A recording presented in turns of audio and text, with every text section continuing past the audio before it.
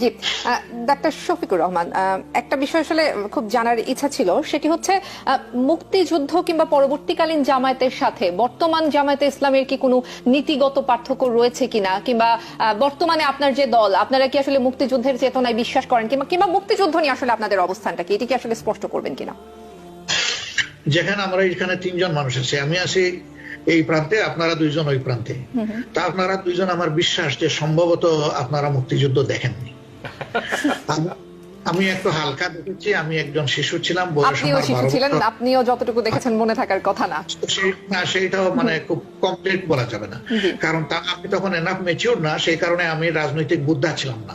কিন্তু এই মানে মিট আমার যে বয়সটা ছিল, সেইটা নিয়ে আমি যা দেখেছি, সেখানে আসলেই মুক্তিযুদ্ধটা পাকিস্তানি শাসক গোষ্ঠীর পক্ষ থেকে আমাদের উপরে চাপিয়ে দেওয়া হয়েছিল এদেশের মানুষের। শেখ মুজিবুর রহমান সাহেব এর নেতৃত্বে আওয়ামী লীগ পাকিস্তানের 300 আসনের মধ্যে 162 আসনে কিন্তু জয়লাভ করেছিল।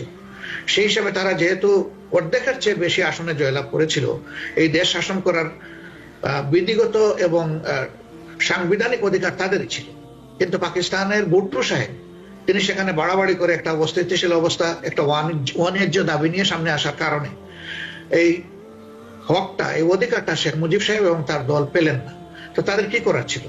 যুদ্ধ তো তাদের উপরে চাপিয়ে দেওয়া হলো, এবং তারা ডায়ালগ করেছেন ঢাকায় বসে বসে কিভাবে সেই পাওয়ার হ্যান্ডওভারটা শান্তিপূর্ণভাবে হবে এবং শেখ মুজিব সাহেব তার দল পুরো পাকিস্তান শাসন করবে।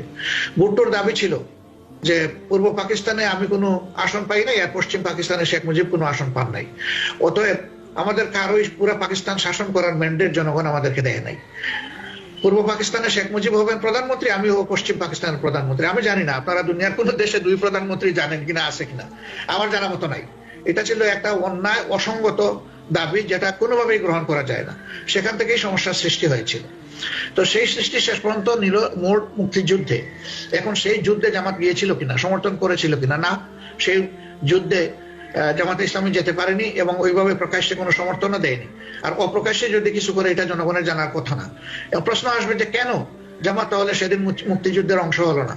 আপনারা সবাই জানেন, সচেতন সাংবাদিক হিসাবে, ভারত তাদের নিজেদের স্বার্থেই এই সুযোগটুকু সেদিন ভারতে সৃষ্টি করে দিয়েছিল যে তোমরা আসো, থাকো, এবং আমরা তোমাদেরকে ট্রেনিং দিব, অস্ত্র দিব, রেশন দিব, তোমরা যুদ্ধ করো, দেশ তোমরা স্বাধীন করো। ভারত যেখানে এই দৃষ্টিভঙ্গির থেকে এটা করেছিল, সেখানে দেখেন জামাত ইসলামী তো দূরের কথা, আব্দুল হামিদ খান ভাসানী সাহেবের নামের আগে মৌলানা আছে, তিনি ভারতে গিয়ে সাথে সাথেই গ্রেফতার হলেন, কয়েকদিন কারাবাস করে তারপরে বের হয়ে শর্তে যে তিনি ইন্ডিয়ায় থাকবেন না, সেই শর্তে তিনি বাংলাদেশে ফিরে আসতে বাধ্য হলেন। তারপরে অলি আহাদ সাহেব, যিনি একজন ভাষা সৈনিক ছিলেন বা সেনাপতি ছিলেন, তারও একই অবস্থা হয়েছিল, তিনিও থাকতে পারেননি সেখানে। তো জামাতে ইসলামী তো নাই, কোনো ইসলামী দল সেখানে যায়নি। কেন যায়নি? আমরা জানতাম নিশ্চিত যে সেখানে ভারত আমাদেরকে ওয়েলকাম করবে না। ফলে আমাদের থাকার জায়গাটি ছিল, বা জামাতের থাকার জায়গা ছিল অন্যান্য দলের মতো বাংলাদেশেই। শুধু এটা না, অনেক বামপন্থী দল যায়নি, তারা সেখানে মুক্তিযুদ্ধে অংশগ্রহণ করেনি। এখন অন্যদের ফিলোসফি আমি বলতে পারবো না।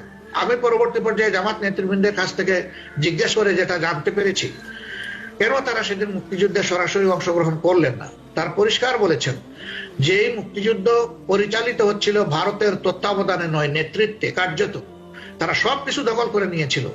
নামকা হস্তে জেনারেল উসমানী ছিলেন মুক্তিযুদ্ধের প্রধান কমান্ডার, কিন্তু নিয়ন্ত্রণ করতো তারাই সবকিছু। তো তখনই যখন নিয়ন্ত্রণটা তাদের হাতে চলে গিয়েছিল, এটা স্পষ্ট ছিল যে তাদের নেতৃত্বে অথবা তাদের অধিক উৎসাহের কারণে যে দেশ স্বাধীন হবে, সেই দেশের স্বাধীনতার সুফল এই দেশের জনগণ ভোগ করতে পারবে না, যেটা 53 বছরের বাংলাদেশের ইতিহাসে অক্ষরে অক্ষরে প্রমাণিত হয়েছে।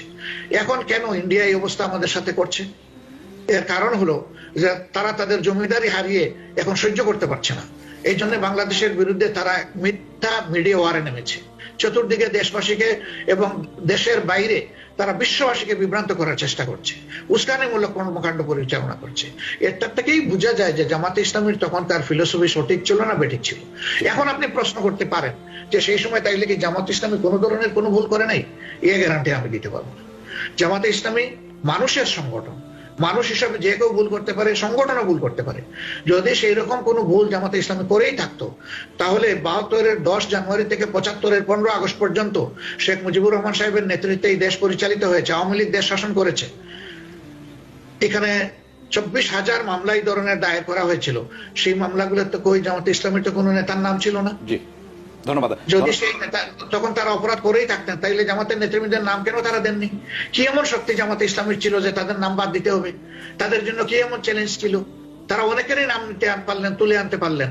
এর প্রমাণটা দেখুন যে এই সরকার কয়েকদিন আগে যে সরকারটা পতিত সরকার বিদায় নিল, সেই সরকারের মুক্তিযোদ্ধা বিষয়ক মন্ত্রণালয় এই দেশে রাজাকারের তালিকা তৈরি করলো 10,000-এর, এর মাঝে 8,183 জন হইল আওয়ামী লীগের। কি বলবেন এখন আপনি বলুন? আর সেখানে 134 জন ছিল জামাতে ইসলামের, অন্যান্যরা আরো ভাগ বাটোরা পেয়েছে। আমাদের বিরুদ্ধে যে অপপ্রচারগুলা, কার্যত এগুলা তাদের নিজেদের তৈরি করা, শুধু মুক্তিযুদ্ধের চেতনার কথা বলে একটা জাতিকে ধ্বংস করা, শোষণ করা, লুণ্ঠন করা এবং অন্যদের তাবেদার বানানোর বিষয়টাকে বৈধতা দেওয়ার জন্য, জায়েজ বানানোর জন্য আমাদের বিরুদ্ধে অপপ্রচারগুলা চালানো হয়।